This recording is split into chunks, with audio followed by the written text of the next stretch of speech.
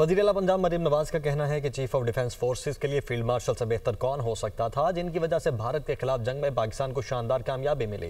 London में media से गुफ्तगू के दौरान उन्होंने मजीद कहा कि इस्तीफे देने वालों के ज़मीर पहले क्यों नहीं जागे। जब नवाज शरीफ, मुझे और दीगर को गलत सजाएं मिली, ये सियासी ज़मीर है, इंसाफ के लिए कोई कदम नहीं है।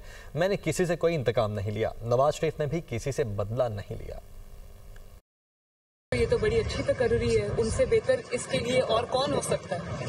उन्होंने पाकिस्तान को जो इंडिया के साथ जो वॉर थी उसमें जो फतह वॉर टाइम लीडरशिप अपनी दिखाई और पाकिस्तान की दुनिया में इज्जत हुई, तो मेरा ख्याल है कि उससे ज़्यादा इसका जो डिजर्विंग और कोई नहीं। जो जजेस ने जो इस्तीफे दिए हैं, मैं इसके बारे में कोई ज़्यादा बात नहीं करना चाहती, लेकिन ये ज़मीर पहले क्यों नहीं जागे।